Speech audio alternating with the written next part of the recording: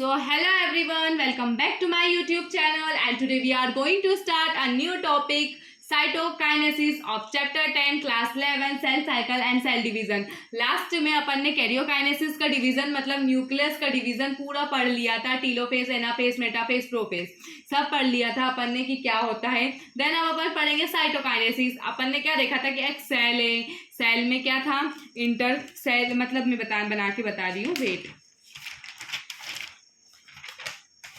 अपन ने क्या देखा था, ये जो सेल है, ठीक है, ये सेल है, सेल में एक हाफ मतलब जो था इंटरफेस आ गया था और ये थोड़ा सा ये जो साइटोकाइनेसिस आ गया था और ये जो पूरा कैरियोकाइनेसिस था उसमें था टीलोफेज, एनाफेज, मेटाफेज, प्रोफेज और ये पूरा इंटरफेस था जिसमें G1, S और G2 फेज था। ठीक है, तो उसमें से जो साइटोकाइनेसिस ये जो कैरियोकाइनेसिस हो गया था, देन अपन साथ साइटोकाइनेसिस पढ़ेंगे। तो चलो स्टार्ट करते हैं। साइटोकाइनेसिस में क्या है, mitosis accompanies not only the segregation of duplicate chromosome into daughter nuclei karyokinesis, but the cell itself is divided into two daughter cells by separate process called cytokinesis, at the end of which cell division is completed। मतलब जो mitosis मतलब सिर्फ chromosome का duplicate होना, daughter nuclei बनना और cell मतलब divide होना, सिर्फ उसी में मतलब माइटोसिस कंप्लीट नहीं होता। एक इसकी सेपरेट प्रोसेस है कॉल्ड काइटो, मतलब इसका साइटोप्लाज्म भी डिवाइड होना एक इसकी सेपरेट प्रोसेस है। सिर्फ मान लो कि अपन ने सिर्फ न्यूक्लियस डिवाइड कर दिया, देन अपन बोल रहे हैं कि अपने की जो माइटोसिस है वो पूरी स्टेज कंप्लीट हो गई। तो माइटोसिस स्टेज ऐसे नहीं कंप्लीट होती। माइटोसिस स्टेज जब कंप्लीट होगी जब उसका साइटोप्लाज्म भी डिवाइड होगा और इसके लिए एक सेपरेट डिवीजन बनाया गया है साइटोप्लाज्म के डिवाइड होने के लिए। ठीक है, जो मतलब जब न्यूक्लियस डिवाइड हो जाता है फिर साइटोप्लाज्म भी डिवाइड हो जाता है। इन पहले अंदर की चीजें डिवाइड होती है फिर बाहर डिवाइड होता है ना, देन वही है पूरा। In animal cell this is achieve by the appearance of a furrow in the plasma membrane. The furrow gradually depends and ultimately join the centre dividing the cell cytoplasm into two. जो animal cell और plant cell रहती है ना, उनमें जो cytoplasm divide होता है वो अलग अलग मेथड से डिवाइड होता है। एनिमल सेल में कुछ अलग मेथड से डिवाइड होता है और प्लांट सेल में कुछ अलग मेथड से डिवाइड होता है। जो प्लांट सेल में होता है वो सेल प्लेट मेथड से होता है और जो एनिमल सेल में होता है वो फरो मेथड से होता है। तो देन अपन सबसे पहले अपन देखेंगे किसके बारे में, एनिमल सेल, क्योंकि अपन ने अभी एनिमल सेल के बारे में पढ़ा है तो अपन एनिमल सेल के बारे में ही देखेंगे। ठीक है, मैं कैमरा थोड़ा ऊपर कर लेती हूँ।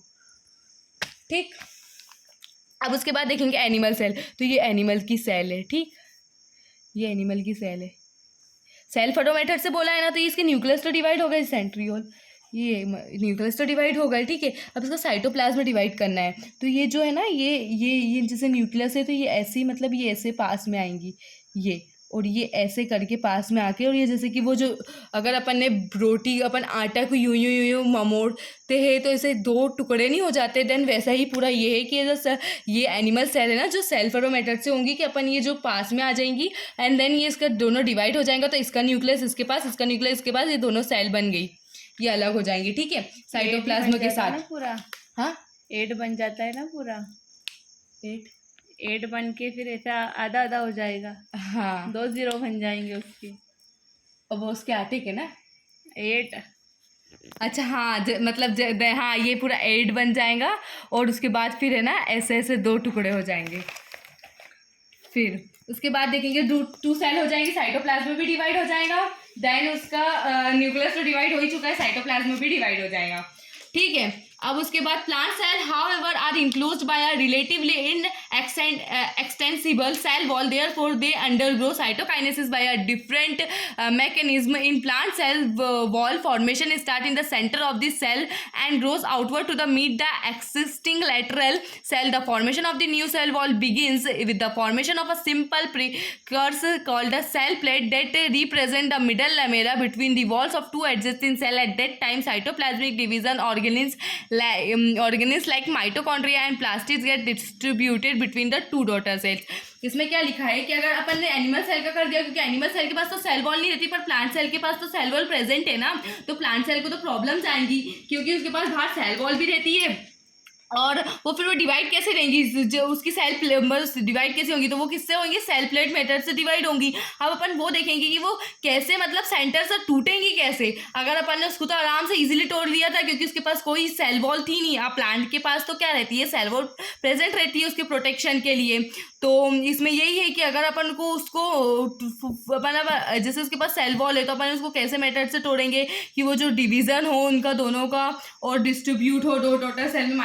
जब टू डॉटर सेल डिस्ट्रीब्यूट हो रही है ना, तो जो एक सेल के पास था ना, जैसे कि उसकी जो पेरेंट सेल थी उसके पास माइटोकॉन्ड्रिया है, गोल्गी एपरेटस है और लाइसोसोम्स है, राइबोसोम्स है, एंडोप्लाज्मिक रेटिकुलम है। तो जो उसकी दो सेल जो वो डिवाइड कर रही है ना, उसके साथ भी वो इक्वल देंगी, क्योंकि माइटोसिस क्या इक्वल डिवीजन है। तो दोनों को क्या बांटेंगी, इक्वल इक्वल बांटेंगी, किसी को आधा अधूरा नहीं देंगी। सबके पास अपनी अपनी जो भी रहेंगी माइक्रोबॉडी सब रहेंगी उनके पास। ठीक है, अब ये एनिमल सेल का हो गया था। देन प्लांट सेल में क्या था कि प्लांट सेल में अपनी सेल उसकी जो सेल वॉल रहती है वो प्रेजेंट रहती है। ये जैसे ये सेल वॉल है, ठीक है, ये सेल वॉल प्रेजेंट रहती है। अब ये जैसे कि इसके पास ये न्यूक्लियस और इसके पास ये न्यूक्लियस और बाकी जो भी है गोल्गी बॉडीज ये सब। तो ये जो सेल वॉल में क्या होगा कि ये जो है, तो इसके पास ये जो है रहती है ना, तो क्या इसके पास कौन सी जो जीव गोल्गी बॉडीज है, ठीक है, वो ऐसे यूँ आके है ना, ऐसे यूँ आ जाएंगी। तो जैसे कोई सी किसी चीज़ को मतलब ऐसे जो भी रहती है, जैसे कि अपन कुछ भी डाल के जैसे काटते नहीं है, देन वो ही है कि वो जो आ जाएंगी और वो दोनों इसको है ना ऐसे यूँ डिवाइड कर देंगी, ये डिवाइड कर देंगी।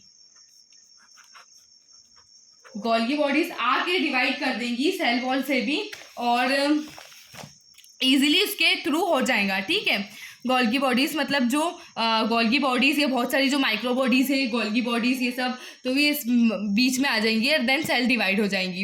इन some organisms karyokinesis not followed by cytokinesis, the result of which multinucleated condition arises leading और to the formation of syncytium, example liquid endosperm in coconut. मतलब कि कोई से ऑर्गेनिज्म में कैरियोकाइनेसिस इज नॉट फॉलोड होता है, जो साइटोकाइनेसिस, मतलब जब कैरियोकाइनेसिस फॉलो नहीं होता है साइटोकाइनेसिस से, तो वो रिजल्ट मतलब ऐसी कौन कौन सी है, जैसे कि लिक्विड एंडोस्पर्म कोकोनट है, जिसमें है ना जिसमें कैरियोकाइनेसिस नहीं फॉलो होता है बाय साइटोकाइनेसिस से। ठीक है, cytokinesis the last step of M phase is start towards the middle of anaphase and is completed with the telophase. मतलब ये लास्ट स्टेप रहती है एम फेज की और ये स्टार्ट करती है टुवर्ड्स दी ऑफ एनाफेज और टीलोफेज से। ठीक है, ये कंप्लीटेड विद और ये जो middle of anaphase and is completed with the telophase. ठीक, मतलब ये लास्ट स्टेप रहती है एमफेज की, और ये मतलब एनाफेज और कंप्लीट करके टीलोफेज करके फिर साइटोकाइनेसिस की वो होती है। So guys, thank you so much for watching this video. Like share comment and subscribe my YouTube channel. Thank you.